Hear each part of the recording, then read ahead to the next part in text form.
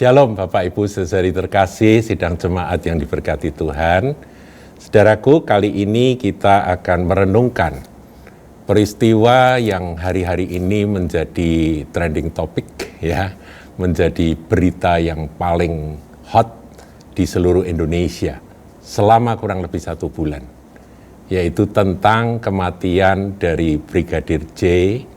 Joshua yang katanya pada awalnya mengalami tembak-menembak, ya, ada peristiwa tembak-menembak, dan kemudian yang diberitakan adalah dia melakukan pelecehan terhadap istri dari pimpinannya, dan kemudian dia nembak duluan, kemudian terjadi tembak-menembak, dan akhirnya dia meninggal. Nah, saudaraku, pasti Anda mengikuti akan beritanya, jadi saya tidak akan ulangi kisahnya.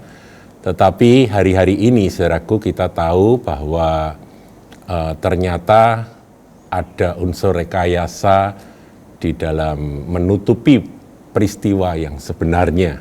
Jadi fakta yang sebenarnya itu ditutupi dan direkayasa sehingga TKP, tempat kejadian peristiwa itu sudah dibersihkan dan tidak ada penelitian, bahkan jasad dari korban itu dikirim ke rumah dari orang tuanya di Jambi dan tidak boleh dibuka, tapi kemudian ya saudara tahu ceritanya, akhirnya dipaksa dibuka dan kemudian dilihat mengapa kok ada luka-luka tidak seperti yang diberitakan. Nah, saudaraku, akhirnya ya, kita semua tahu bahwa tersangkanya ternyata banyak dan pasti akan terus bertambah jumlahnya. Pimpinannya sendiri sudah menjadi tersangka, ya, jadi Jenderal Bintang 2 FS sudah jadi tersangka, kemudian penembaknya itu temannya dia sendiri, ya, juniornya dia, itu juga sudah jadi tersangka, malah yang pertama, kemudian menjadi JC atau Justice Collaborator. Nah, saudaraku, berita ini benar-benar menyedot akan perhatian seluruh Indonesia, termasuk saya mengikuti, saya pengen tahu. Tetapi di samping kita ngikuti akan beritanya, berita kriminal kan ini, sesungguhnya ada sesuatu yang membuat saya sedih. Karena sang jenderal sendiri dan keluarganya itu adalah keluarga Kristen. Ya, jadi Jenderal FS itu orang Kristen, saudaraku. Istrinya juga Kristen. Kemudian yang meninggal, yang mati, yang dituduh melecehkan, kemudian dia katanya tembak-menembak, itu ya berita pertamanya yang ternyata nggak benar itu juga orang Kristen, bahkan keluarganya berkata bahwa ini adalah anak Tuhan yang baik, yang kemana-mana bawa Alkitab, dia rajin ke gereja, sejak kecil dia dididik di dalam kekristenan. Brigadir J. Joshua. Kemudian penembaknya yang sudah mengaku bahwa dia memang menembak, tapi kemudian dia katakan bahwa saya di bawah perintah gitu ya, saya melakukan itu karena ada perintah. Jadi bukan tembak-menembak, tapi saya membunuh, saya menembak karena diperintahkan untuk menembak. Ya, itu Barada Richard Eliezer atau yang Barada E, ya, terkenalnya itu inisialnya Barada E. Ini juga anak Tuhan, orang Kristen, saudaraku. Dan keluarganya juga berkata bahwa dia itu sejak kecil anak gereja yang orang tuanya juga seorang pelayan Tuhan. Jadi bagaimana kok bisa terjadi hal-hal semacam ini? 3 tersangka, ya 2 tersangka dan 1 korban, 3-tiganya adalah bagian dari umat Tuhan, orang-orang Kristen. Saudara, waktu saya merenungkan akan hal itu, kemudian di dalam grup-grup WA juga hal ini menjadi keprihatinan dari teman-teman. Mengapa ini kok orang-orang Kristen sampai seperti ini begitu ya? Bahkan tanda kutip kejahatan yang saat ini sedang dibongkar itu pun kok dilakukan oleh seorang Kristen.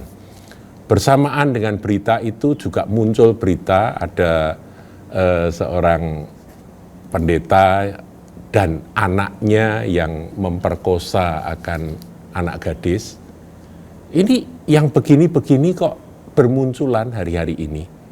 Kita ini pada saat awal pandemi kita sudah dikejutkan dengan berita sebuah gereja besar di Surabaya di mana pendetanya yang saya kenal secara pribadi ternyata terbongkar dia melecehkan seorang anak kecil selama bertahun-tahun dan kemudian dibongkar ketika anak itu dewasa dan hendak menikah. Dan akhirnya itu menjadi satu berita yang meledak dan membawa akan pendeta tersebut ke pengadilan dan dijatuhi hukuman 11 tahun penjara terakhir ya saudaraku. Jadi saya berpikir kenapa Tuhan hal-hal semacam ini terjadi? Belum lagi yang lain-lain, pasti ada. Pendeta mencabuli akan jemaatnya, pendeta atau hamba Tuhan melakukan perbuatan-perbuatan yang mengerikan. Mengapa hal itu terjadi dan hari-hari ini diungkap? Nah, saudaraku, ada satu firman yang ingin saya bagikan untuk menjadi perenungan kita dalam Suara Gembala kali ini. 1 Petrus 4 ayat yang ke-17 saya bacakan, saudaraku. Karena sekarang telah tiba saatnya penghakiman dimulai. Jadi Tuhan mulai bertindak menghakimi. Dan pada rumah Allah sendiri yang harus pertama-tama dihakimi. Jadi urutan pertama dari penghakiman Tuhan itu adalah rumah Tuhan sendiri. Gereja Tuhan. Jadi jangan heran saudaraku, kalau sekarang nama-nama Kristen bermunculan, oh ini orang Kristen kok jadi pembunuh, ini orang Kristen kok jadi pemerkosa, ini orang Kristen kok jadi penipu. Saudara jangan heran, karena memang penghakiman Allah sedang bekerja dan penghakiman itu dimulai pada rumah Allah sendiri.